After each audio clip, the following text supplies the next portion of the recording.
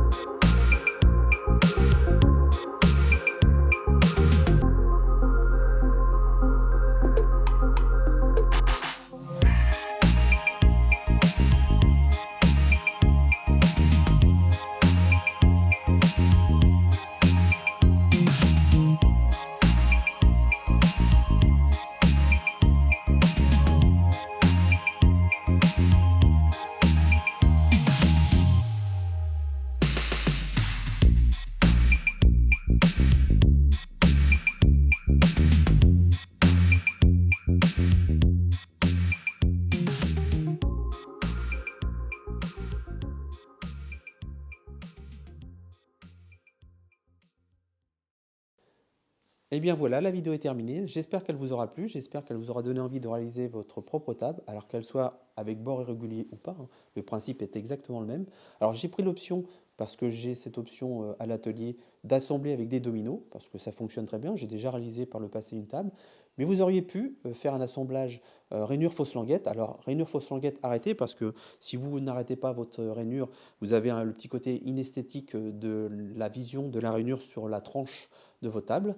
Vous auriez pu aussi le réaliser avec les peignes que vous pouvez installer sur des toupies. Alors les peignes qui permettent de pouvoir faire justement ces assemblages en forme de peigne qui augmentent en fait la surface de collage.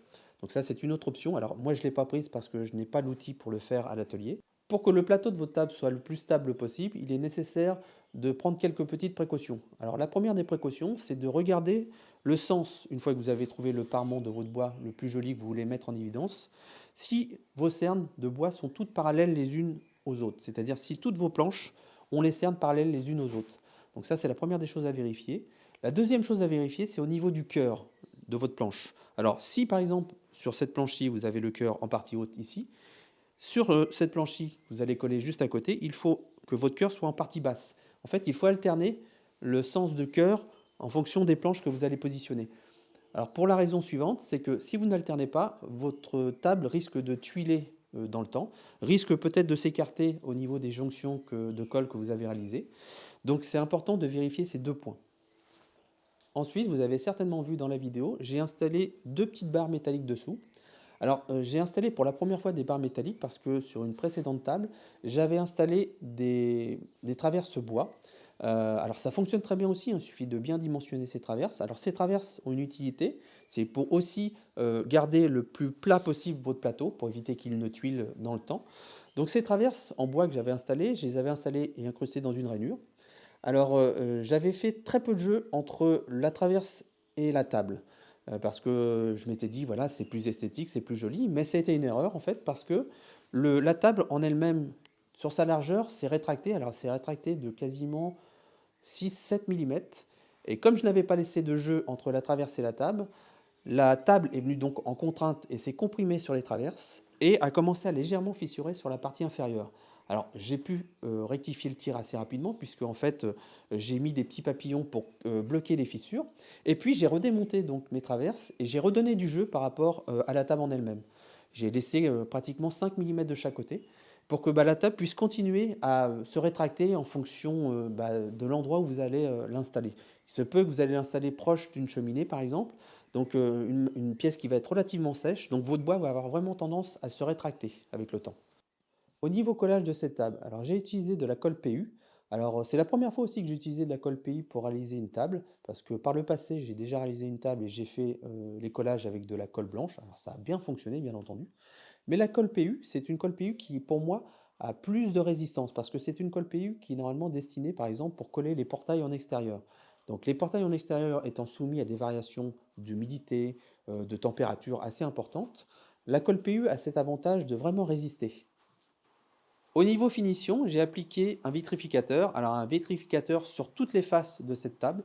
Alors sur la face inférieure en 3 couches et sur la face supérieure en 5 couches. Alors entre la première couche et la deuxième couche, j'ai grainé au grain 120. Entre la deuxième et la troisième, idem égrenage. Et ensuite, pas d'égrenage entre la troisième et quatrième et cinquième. La vidéo est maintenant terminée, alors j'espère qu'elle vous aura plu, j'espère qu'elle vous aura donné envie de réaliser votre propre table. Moi en tout cas, j'ai pris énormément de plaisir à réaliser cette table, j'ai pris énormément de plaisir à resculpter les bords de la table, parce que ça lui donne un petit côté naturel que j'apprécie beaucoup. N'hésitez pas en commentaire à me poser des questions, n'hésitez pas aussi à me contacter via Facebook ou Instagram pour qu'on puisse échanger sur la réalisation d'une table, si vous avez besoin d'avis ou de conseils, j'essaierai de vous les donner en tout cas du mieux que je peux. Voilà, je pense que je n'ai rien oublié. Alors pour ceux et celles qui ne seraient pas abonnés, n'hésitez pas à vous abonner et à activer la petite cloche de notification, à lâcher un petit pouce bleu, hein, ça fait plaisir et ça donne envie de poursuivre l'aventure. Voilà, écoutez, au projet suivant, je vous souhaite à tous et à toutes une très bonne semaine, faites de beaux projets et de beaux copeaux dans vos ateliers.